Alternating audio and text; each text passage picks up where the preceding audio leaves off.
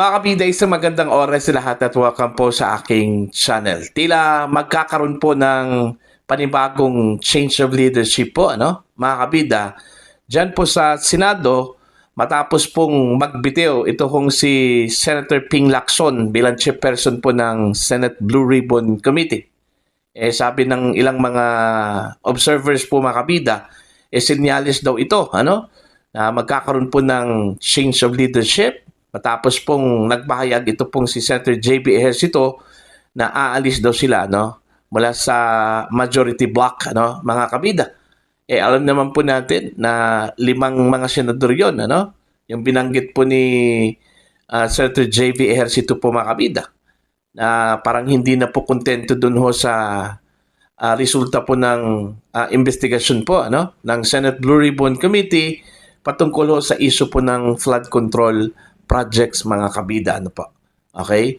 Now, inaasahan po pagdating ho ng session ng Senate mga kabida ngayong darating na October 10 kasi naka-recess po sila ngayon formal na pong magbitiw ito hong si Senator Ping Lacson bilang chairperson po ng Senate Blue Ribbon Committee at posibleng kasunod niyan mga kabida ito hong pagdeklara ho ng vacancy sa lahat ng mga positions, including the Senate presidency po, mga kabida. Ayan. Sa pahayag po ni Senator Ping Lacson kahapon, kahit na po siya ay nagbitiw na, bilang chairperson po ng Senate Blue Ribbon Committee, mga kabida, patuloy pa rin siyang sumuporta, kay Senator Tito Soto, mga kabida. Now, meron pong mga pangalan na lumabas po ngayon, mga kabida, na posibleng kukuha ho sa mga vital positions dyan po sa Senado, including the Senate presidency, mga kabida. Ang kukuha daw, ang papalit daw kay Senator Tito Soto, ito hong si Senator Alan Peter Cayetano, bilang Senate President, mga kabida. While ito hong si Senator JB Ejercito po, mga kabida, papalitan ito hong si Senator Ping Lacson bilang Senate President pro tempore, Ang kukuha po sa Senate Blue Ribbon Committee na binakantihan po makabida ni Senator Ping Lacson, ito hong si Senator Pia Cayetano, At magiging deputy chairman po dito makabida, ito hong si Senator Rodante Marcoleta. Okay? Now, ang pinaka-crucial dito, ito pong Senate Majority Floor Leader. Ang kukuha daw dito, mula kay Senator Mig Zubiri, ito hong si Senator Rodante Marcoleta. At yung kanya hong busy po dito mga kabida o deputy, ito hong si Senator Amy Marcos. So yun yung so far, mga initial names ng mga senador na binanggit po, mga kabida, na posible hong kukuha ho sa mga vital positions diyan po sa Senado kung sakali hong matutuloy man po ito hong sinasabi po nilang Rigodon, okay, diyan po sa Senado mga kabida ngayong darating po na October 10, okay, resumption po ng session ng Senado mga kabida. Okay, now ang tanong ho dito, ano na po ang mangyayari po sa Senate Blue Ribbon Committee hearings? Okay? Siyempre naman po, kung ang papalit po dito mga kabida, ito kung si Senator Pia Cayetano at kung ano man po yung kagustuhan po ng majority po mga kabida, na direksyon ng pagdinig, yun yung mangyayari po, Okay? Pero inaasahan po natin na ito po ay no holds barred mga kabida, Ibig sabihin po, kung ano man po yung lumabas po sa mga previous na pagdinig, mga kabida. O meron man pong mga itinurong mga sangkot po dito, talagang hindi po ito pwedeng pagtakpan, Okay? Kasi hoda man po yung mabanggit po mga kabida, sa mga pagdinig mula sa mga witnesses, wala talaga silang magawa ko dito. Hindi po pwedeng pagtakpan po ito, hindi po pwedeng i-isolate, mga kabida. Basta ang importante lang po, nakafocus po yung investigasyon doon po sa flood control projects. Kasi yun yung rason kung bakit po nagsagawa po ng investigasyon ito pong Senate Blue Ribbon Committee, ano? Okay? Dapat i-separate yung insertions, i-separate yung issue po ng corruption po dyan po sa 2025 national budget, ano, mga kabida.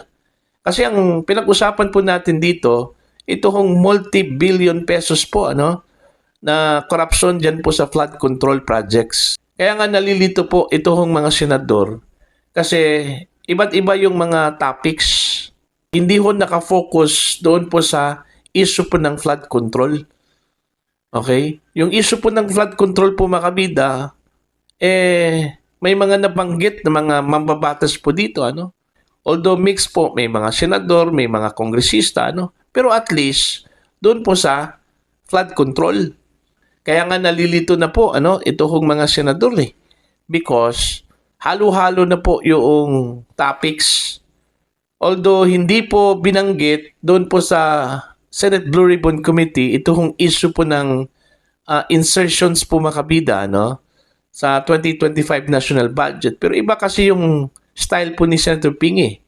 Okay? While nagko-conduct po ng investigasyon dyan sa Senate Blue Ribbon Committee patungkol ho sa flood control projects, iba naman po yung kanyang pinagsasabi po, ano, pagdating ho sa interviews, pagdating ho sa kanyang expose, ano, while andyan po sa Senate, patungkol ho sa insertions dyan po sa 2025 national budget, ano?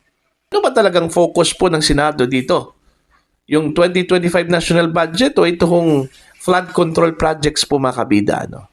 So yun yung dapat asikasuhin po, ano? Naka-arrange po, mga kabida, dapat Okay? Kasi pagdating ho sa insertions, ang focus po doon is mga senador Okay? Pero dito ho sa flood control, ang nakafocus po dito, mga kongresista na binanggit po ng mga witnesses, mga kabida, ano, na talagang actors po dito ho sa flood control projects. Alright? So, yun yung ibig sabihin po ni Senator J.V. Ejercito. Dapat naka-focus ka, naka-align ka kung ano yung iniimbestigahan, ano, ng Senate Blue Ribbon Committee. Alright? Mas na-highlight po yung insertions kaysa doon ho sa flood control projects, ano, sa mga balita. Kasi po, ito hong si Senator Lacson, hindi ko alam kung ano ba talaga ang pakay ho dito, ano, mga kabida. Okay? Iba yung salita dito sa kabila. Pagdating ho sa kabila, iba na naman po, ano. Yun yung rason kung bakit nalilito ito hong mga senador, kung bakit disappointed po sila, no, dito ho sa mga nangyayari po ngayon sa Senado, ano po, mga kabida. Now, ang dami hong criticism po, ano, lalong-lalo na po ito hong mga pinklawans po, mga kabida, ano, dito sa possible assumption po ni Senator Alan Peter Cayetano bilang Senate President. Kasi daw, baka isi-shield naman daw dito, ano, ito hong si dating Pangulong Rodrigo Roa Duterte, si Vice President Sara Duterte, ano, sa mga investigasyon ho sa flood control projects, mga kabida. Kasi po, yung nasa kanilang direksyon po, mga kabida, no? Dito ho sa mga kritiko po ni Senator Alan Peter Cayetano, gusto po nilang idawit ito hong previous administration. Ano, pagdating ho sa flood control projects, may mga pronouncement naman po mga kabida, ano? Dito ho sa kasagsagan po ng investigasyon ng Senate Blue Ribbon Committee, ano? Kung saan ay pilit po nilang inilink po, mga kabida, ano? Ito hong corruption sa flood control ng previous administration. Halata naman po na papunta po doon ano? Na gusto ho nilang i-spare ito hong Marcos administration sa flood control controversy po, mga kabida. Di ba? Kasi kung tutuusin po mas malaki po ngayon Kung titingnan po natin yung budget po, mga kabida, ano? From 2022 hanggang 2025, ano? Pagdating ho sa flood control, napakalaki yung budget po, ano? Okay? Kung hindi ako nagkamali, umabot ata ito ng 1.3 trillion pesos, ano, mga kabida. Kung pagsasamahin po natin yung budget, ano, from the Aquino government hanggang Duterte administration, nasa almost 700 billion pesos lang po, ano, mga kabida, sa flood control. Kung pagbabasihan po natin, ano, yung datos po ni Senator Ping Lacson po, mga kabida. Okay? Now, kung ang pinag-usapan po natin dito, yung talamak na korupsyon, okay, hindi ho doon sa previous administration, ano? Dito ho sa kasalukuyang administrasyon. Kasi trillion ang budget eh. Diba? Tapos ngayon, gusto ho nilang paikutin po, mga kabida, no? Gusto po nilang ilink na nagsimula itong corruption po sa flood control nung panahon po ni dating Pangulong Rodrigo Duterte. Actually, panahon pa po ni President Aquino eh. Ano? Mga kabida. Okay? Totoo po yun, ano? Meron pong nangyaring corruption po, mga kabida, no? Nung panahon po ni dating Pangulong Duterte. Pero sa tingin po, mga kabida, no, ng mga kritiko, mas marami pong nangyaring corruption sa panahon po ni Marcos. Dito nga, nabuking, ano, mga kabida, yung talamak na korupsyon. Okay? Sa flood control. At hindi lang po sa flood control, mga kabida, ano? Maging sa budget po natin. Okay? 2025 national budget na naging General Appropriations Act po, mga kabida. Napaka-controversial yun. Hanggang ngayon, hindi pa natin alam kung ano po yung estado po, ano? Diyan po sa Korte Suprema po, mga kabida. Okay? Alam naman po natin na pending yung petition po, ano? Questioning the validity of the 2025 General Appropriations Act, ano? Kasi ang dami hong nagsasabi na invalid daw yun because of the mga blankong items, okay, na na-discovery po, mga kabida doon po sa BICAM report. Yun yung questionably hanggang ngayon kung ano na po yung estado po doon, ano, mga kabida, kung buhay pa ba yung petition na yon, ano, diyan po sa Korte Suprema. Okay. Baka ubos na po yung pera, tsaka pa po nila itatakil po, no? Medyo late na po. Alright? So, yun po, abangan po natin, ano, yung balita na baka mag-change of leadership po, ano, pagdating ho ng October 10, yung resumption po ng session po ng Senado, ano. Kasi mismo yung pahayag po ni Senator Ping Lacson, ano, although hindi pa po formal yung kanyang pagbitiw bilang chairperson, pero i-formalize daw niya ito, ano, during session day.